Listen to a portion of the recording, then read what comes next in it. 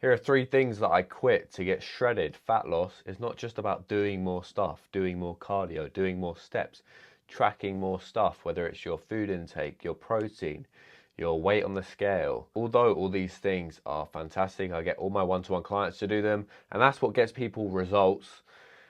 It's also about stopping certain behaviors. And these 3 things are things that I stopped during my cut that allowed me to lose 19 kilos in 18 weeks. The first thing that I quit when I went at my cut was alcohol. You might be asking, Luca, can I not lose fat and drink alcohol at the same time? Is it impossible to do that? No, it's not impossible. Is it likely that you'll do that? No. Also, no. It's not likely that you'll drink consistently on a cut. Unless you have amazing genetics. One person that pops up in my mind is Mike Thurston. I remember watching his videos on alcohol, and he said he used to drink like a fish when he was at university, and he still looked incredible. And that is because he has amazing genetics and he was gifted from God. And yeah, unfortunately, we're not all like that. You know, unless you have to be 1 in a million to be able to look like that and consistently drink. And yeah, I'll tell you a story from my cut. I drank one time, right? I went out to watch one of my friends fight in boxing with another couple of my friends. And I said, okay, I'm just going to have 2 drinks tonight. I'm going to cap it at 2 drinks because I haven't drank in months. And I'm sure that will do like enough to get me tipsy. And I had those 2 drinks. And because you're in this atmosphere where people are fighting, everyone's getting, you know, excited, I had those 2 drinks really quick. And then I was like, okay, I'm just going to have a few more. And then I probably ended up having 5, 6, 7, 8, maybe. I can't really remember. But yeah, it was a good night.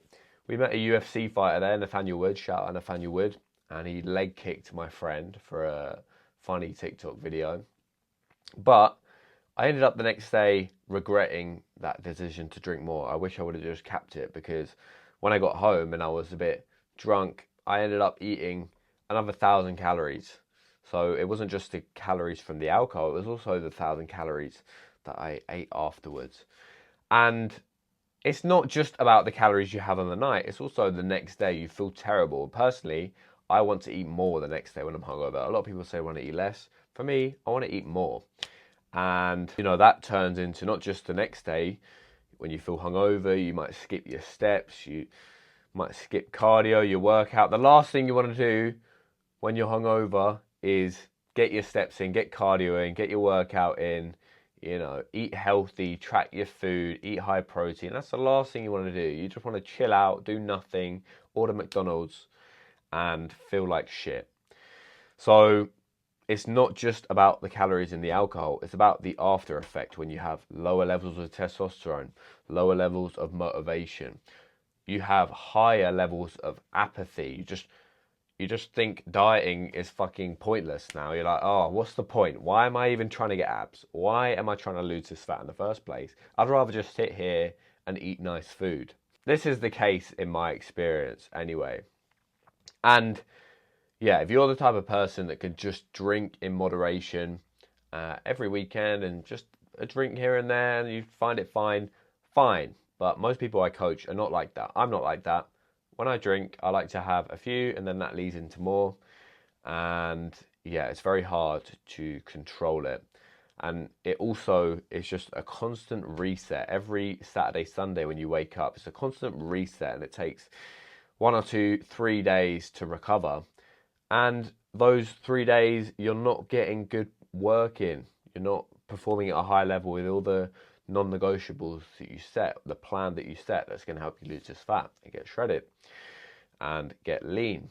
So in my opinion, it's not worth it. In my opinion, you should leave alcohol out for the season that you want to lose weight. It's a lot easier to maintain once you've lost the weight and you're at a good level of leanness than it is to lose the fat in the first place.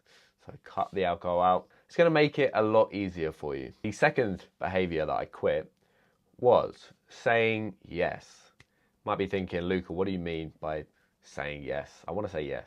It's a positive thing, no? I mean, you want to say no a lot more. So one thing you'll notice when you start a cut and you start dieting, maybe because you're a lot hungrier and you just pick it up a lot more. Maybe because you know you're on a diet, so you recognize it a lot more, but people will start inviting you out a lot more. People will invite you out to drink. People will invite you out to restaurants. People will offer you food. They know you're on a diet. They'll say, oh, I've got this, very high calorie dense food. Would you like some? And a lot of people struggle to say no because they don't want to ruffle any feathers. They don't want to upset anyone. And you might be a yes man. On a cut, you need to develop the habit of saying no. Someone offers you a donut. No. Someone says, do you want to go up to this really, unhealthy restaurant that has no good options for you in your diet? No. Do you want to go out drinking and get smashed tonight? No. I don't want to do that. And you don't need to explain yourself. You just say no. I don't want to do that. And people will start to get the point. The more you just say, no, people will start understanding and they'll stop asking you. This happened to me a lot on my diet. My dad, he knew I was getting ready for a bodybuilding show. And he would just say, Luca, let's go out for pizza. Do you want this amazing pasta that I've just made? My dad's Italian. He makes the best food in the world. Like, do you want this amazing plate of pasta that I've just made? I said, no, I can't. I would love to. I can't. And people will get annoyed and frustrated. I remember it was my birthday, right? And I was in the middle of my cut. And I told my dad, listen, I'd love to go out for food. I'd love to go out to a restaurant like we normally do, but I'm getting ready for this show. I've got to be dialed in. And I remember he said, oh yeah, your sister was really upset that we can go out tonight. I was like, it's my birthday. Why is she upset? I should be the upset one in this scenario. But people, it's not their fault. People only lack empathy because they don't understand what you're trying to do. They're not trying to be nasty or mean to you. They probably still love you. But they just want to have a good time. And that involves food, that involves drinking.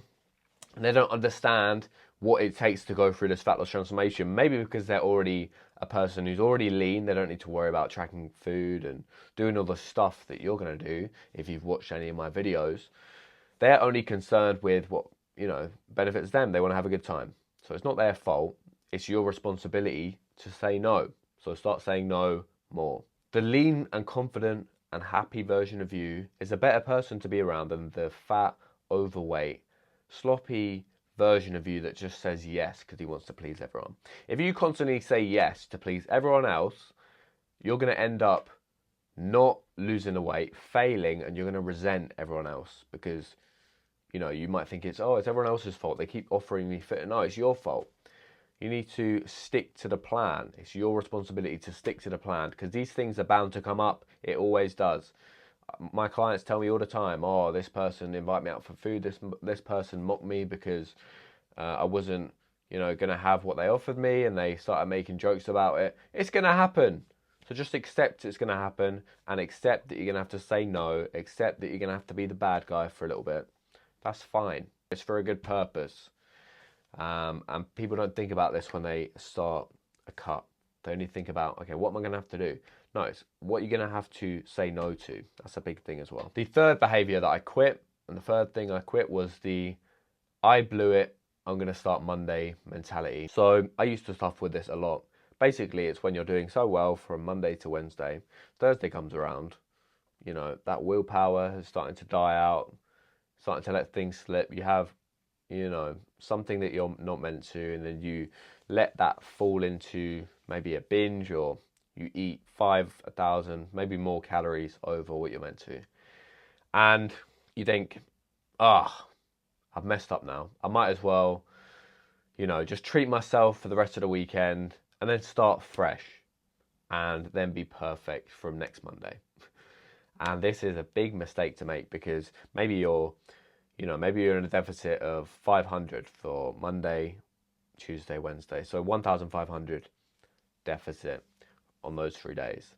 And then Thursday, Friday, Saturday, Sunday, maybe you're in a 1,500 calorie surplus on all of those days.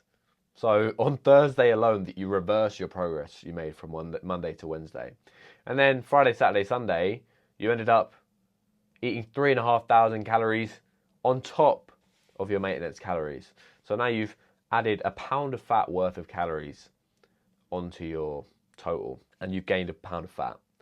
And it could have been a good week. You know, maybe you reverse your progress on Thursday, but then Friday, Saturday, Sunday, if you just went back to your normal deficit, you still would have lost weight.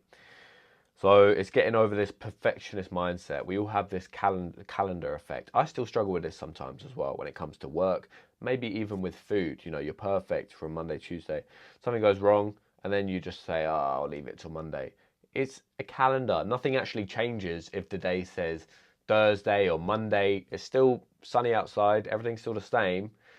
The laws of thermodynamics in your body still work the same. So if you mess up one day, just get up the next day and carry on with the plan, and you'll feel much better. You'll feel a lot worse and a lot more guilty, a lot more shame if you keep adding on to the damage that you created on Thursday. I remember I saw a movie, it's called Enter the Dragon, with Bruce Lee. Bruce Lee gets trapped in a room, and a lot of men in that scenario, they get trapped in a room, they would start getting emotional, they start thrashing about and, you know, shouting, help.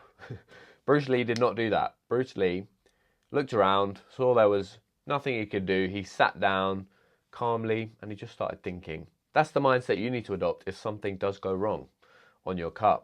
Instead of getting emotional and thinking, I've messed up now, let's just throw in the towel and start again Monday and ruin everything. Instead of doing that, just sit down, just analyze what went wrong, realize why you did go over your calories, use it as an opportunity to grow and to improve, and figure out why you felt like you needed to overeat and what led to that behavior and what, you know, thoughts were in your head before that happened.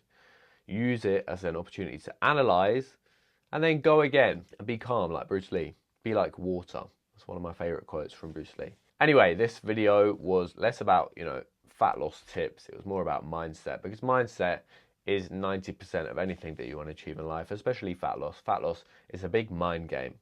So it's important that you are mentally strong. So hopefully this video helped you. If you have been struggling to lose fat and you have been yo-yo dieting for years, you've been going up and down, or you start Monday and you quit Thursday and you have failed so many times and you're stuck here watching my YouTube videos, you probably need one-to-one help. So the best thing you can do is get a coach. All my clients who are in my program are smashing it. They all lose weight and they all get their desired result, because accountability is key. I had a coach when I went at my cut to get shredded, and it was the biggest factor, or one of the biggest factors, that allowed me to get shredded for my bodybuilding show. And for you, it will also be one of the biggest factors, I promise. So the best thing you can do right now is click the top link in my description. That will take you to book a one-to-one call with me to see if we would be a good fit to work together. And yeah, we'll go from there. So yeah, if you would like one-to-one help, click the top link in the description, and I'll see you in the next video.